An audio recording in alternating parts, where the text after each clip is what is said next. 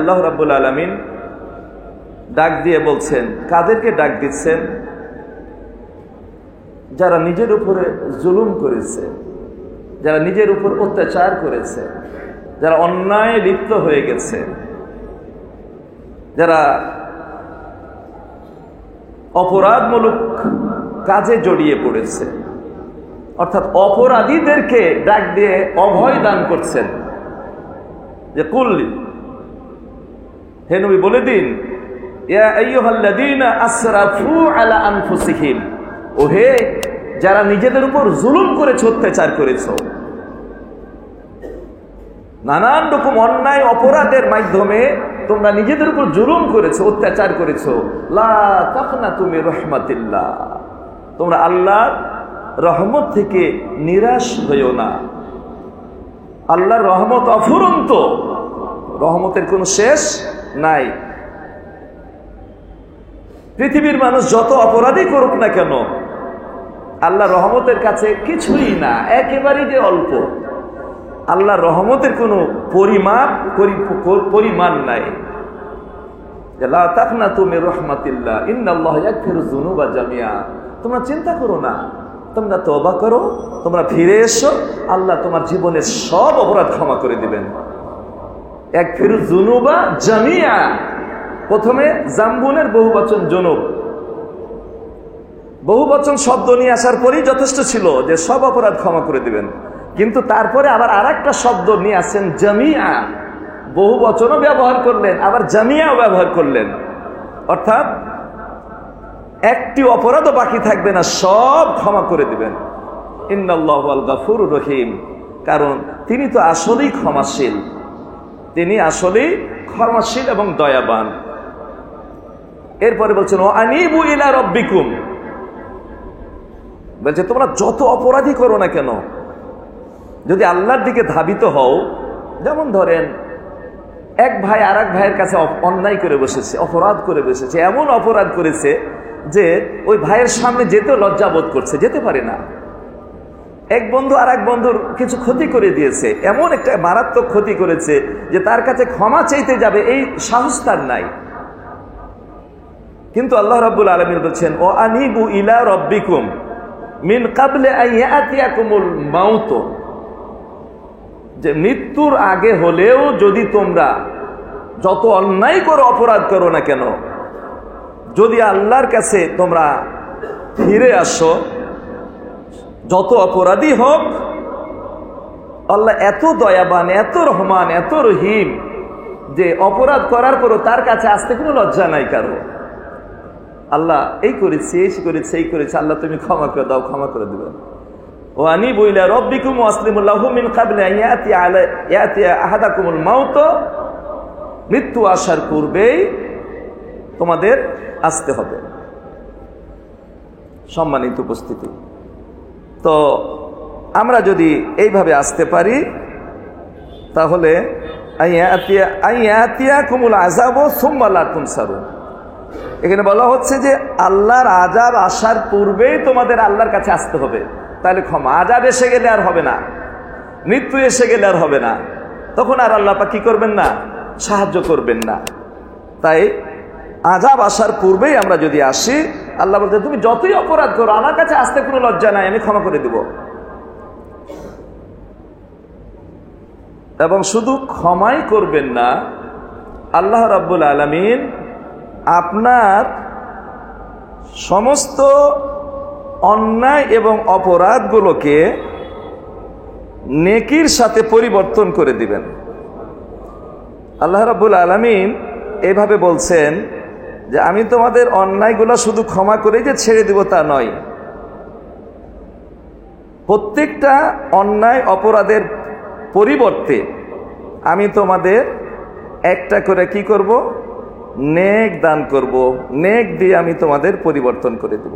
ইল্লা মান তাবা, আল্লাহ রাব্বুল আলামিন বলছেন যে অন্যায় অপরাধ করার পরে যারা তওবা করবে ও আমানা এবং ঈমান আনবে, ও আমিলা আমালান সালিহান, বহু অন্যায় করেছে জীবনে, আর অন্যায় করবে না, এখন তওবা করে ভালো মানুষ হয়ে গেছে, আলহামদুলিল্লাহ।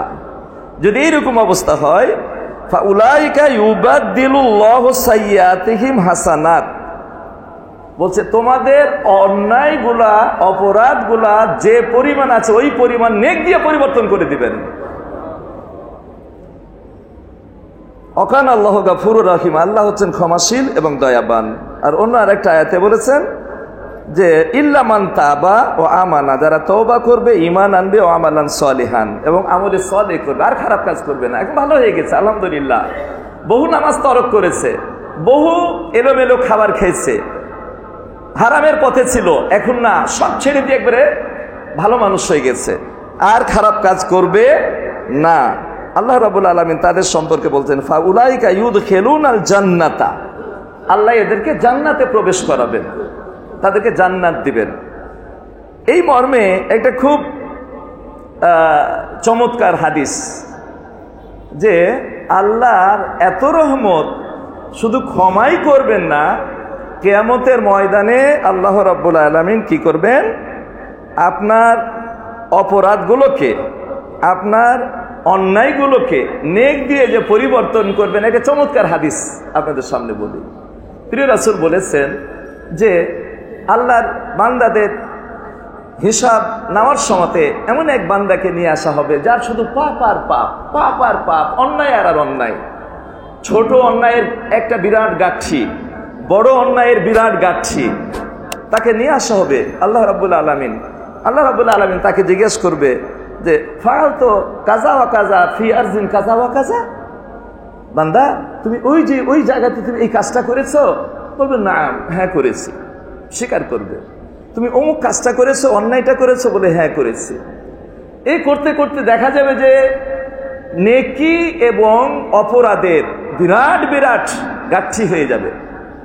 সে চিন্তা করবে আর তো বাঁচার কোনো উপায় নাই, ধ্বংস অনিবার্য, আমাকে ধ্বংস হয়ে যেতেই হবে। সে এটাই চিন্তা করবে। অতুরাজুলাহু সিগারু যুনুবিহি অতুরাজু কিবারিহা, বলছে তার জীবনের ছোট অপরাধ আর বড় অপরাধ সবই দেখানো হবে তাকে। সে একেবারে হতাশ, একেবারে নিরাশ হয়ে যাবে। সে হিসাব করবে কখন জাহান্নামে যাওয়ার অর্ডার হয়, আমাকে জাহান্নামে চলে যেতে হবে। মানসিকভাবে সে প্রস্তুত, কারণ সে সব স্বীকার করছে যে আমি অপরাধ করে ফেলেছি, সব স্বীকার করছে। তখন আল্লাহ রাব্বুল আলামিন এই অবস্থা যখন তার বিরাজ করবে, আল্লাহ রাব্বুল আলামিন তাকে বলবেন, হে আমার বান্দা, ইন্নী কাদ সাতারতুহা আলাইকা ফিদ দুনিয়া, তুমি তো মনে করছো যে আমি জাহান্নামে চলে যেতে হবে, কিন্তু না, আমার রহমত সম্পর্কে তোমার এখনো ধারণা হয়নি। আমি দুনিয়ার জীবনে তোমাকে সেই অপরাধটা আমি কি গোপন করে রেখেছিলাম, প্রকাশ হতে দিইনি। আল্লাহু আকবার। আর কি বলছেন, যে ইন্না আগফিরুহা আলাইকা আল ইয়াউম, আর তোমার এই পরিমাণ অপরাধগুলোকে আজকে আমি ক্ষমা করে দিলাম। দুনিয়াতে আমি প্রকাশ হতে দিইনি, আর আজকে তোমাকে সব ক্ষমা করে দিলাম। তারপরে বলবেন যে ওয়া উবাদদিলু ওয়া বাদদালনাহা হাসানাত, আর যত অন্যায় করেছিলা বান্দা সবই নেক দিয়ে পরিবর্তন করে দিলাম। এবার ফায়াকুলুল আবদ, এবার বান্দা বলবে যে আল্লাহ, অমুক দিন লিমা যুকিরা যালিকা নবী সাহা বলছে যে অমুক দিন আমি ওই অপরাধটা করেছিলাম। বলছে কি হলো যে অমুক গুণাটা লা আরাহা হুনা, যখন পরিবর্তন হয়ে গেল অপরাধগুলা নেকি দিয়ে, তখন সে তার জীবনের অপরাধগুলা খোঁজা শুরু করবে। বলবেন যে আল্লাহ, অমুক দিন যে আমি অন্যায়টা করেছিলাম, তো ওটার পরিবর্তে নেকি কই? আল্লাহু আকবার। যেহেতু চেঞ্জ হয়ে গেছে, এখন ওর গুণাটা খুঁজতেছে, মানে গুণা থাকলে আর একটা নেকি পাবে। বলছে অমুক জায়গাতে যে আমি এই অপরাধটা করলাম, তো আমার এই অপরাধটা কেন আমি আমার আমলনামায় দেখতে পাচ্ছি না? সুবহানাল্লাহ। প্রিয় রাসূল এই হাদিসটা বলতে বলতে এমন একটা হাসি দিলেন, ফাযাহিকান নবী সাল্লাল্লাহু আলাইহি সাল্লাম, প্রিয় রাসূল হেসে দিলেন। ফাবাদাত আনিয়াবুহু, এমন ভাবে হাসলেন যে তার একেবারে তার নওয়াজিজুহু, তার একেবারে দাঁতগুলা, বড় বড় দাঁতগুলো সব বেরিয়ে পড়লো বান্দার কথা শুনে। আসলে এই গুনাহটা কেন নাই, কেন পাচ্ছে না? এটা তার অন্য নেকের কারণে আল্লাহ দুনিয়াতেই ক্ষমা করে দিয়েছেন। আর ক্ষমা করে দেওয়া মানে ডিলিট হয়ে যায়, ফ্লুইড দিয়ে মুছে দেওয়া আর কি, যার ফলে সে অপরাধটা দেখতে পাইনি, কিন্তু তার মনে আছে অমুক দিন অপরাধ করেছে, আল্লাহ ওই অপরাধটা কই, অপরাধটা থাকলে তার একটা নেক বেড়ে যাবে। সম্মানিত উপস্থিতি, তাই আসুন আমরা তওবাতুন নাসুহা করে মরার আগে হলেও তওবাতুন নাসুহা করে মরতে পারি, আমাদের অপরাধগুলো আল্লাহ যেন ক্ষমা করে দেন। আমিন। ওয়া আখিরু দাওয়ানা আলহামদুলিল্লাহি রাব্বিল আলামিন।